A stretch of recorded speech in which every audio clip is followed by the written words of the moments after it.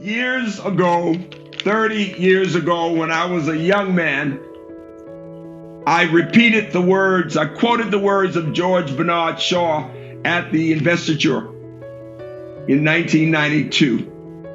And the words are these: I am of the opinion that my life belongs to the community. And as long as I live, it is my privilege to do for it whatever I can. I want to be thoroughly used up when I die, because the harder I work, the more I live. Life is no brief candle to me. It is instead a sort of splendid torch that I will carry for as long as I can, even though it's just a moment. And I want it to burn as brightly as possible before handing it on to future generations. Freeman, thanks so much for your partnership and your insights on leadership and inclusion. Your leadership has been transformational in building a diverse, skilled, and resilient workforce that will serve the nation well, whether in government, industry, or academia. You have been recognized as one of America's inspirational leaders and global innovators in the $1.5 billion initiative for the Howard Hughes Medical Institute for the Enhancement of Diversity in the Sciences. One that will bear your name exemplifies that leadership and innovation. Freeman's legacy, where do we begin? We could try to list the awards, accolades, and acclaim Freeman has rightfully earned over the years, and especially those most recently. However, you know we would be here all night.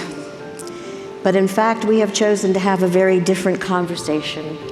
Tonight, we are having a family meeting, and this is a family conversation.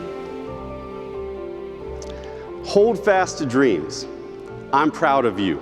Success is never final. Slowly but surely, Freeman took these words and fashioned a culture, and through that culture built up this remarkable community.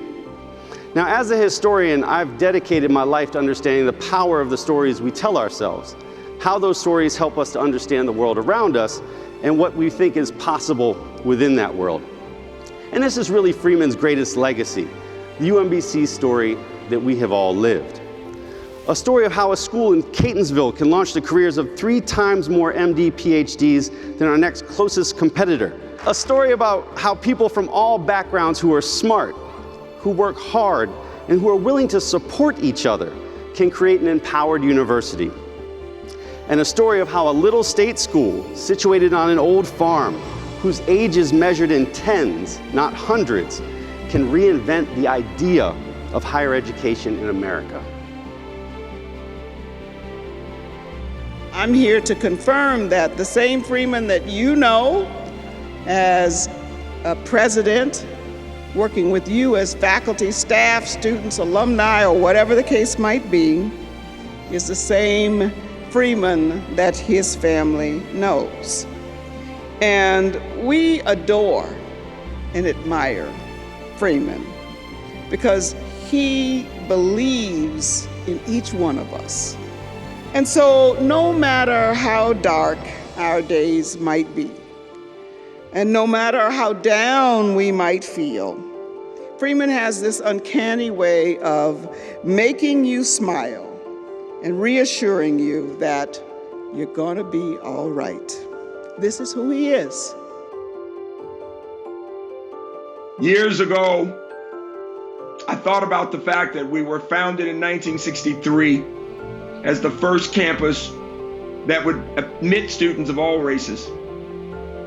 And it was unusual, it was an experiment. And we took that stand in this state, and it happened in the same year that John Kennedy was killed, our beloved president.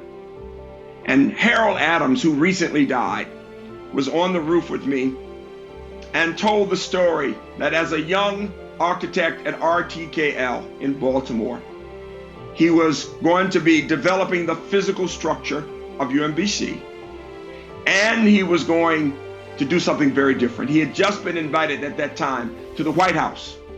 He was invited by the Kennedy family to come and to develop some symbol of hope, and it is called the John F. Kennedy Eternal Flame.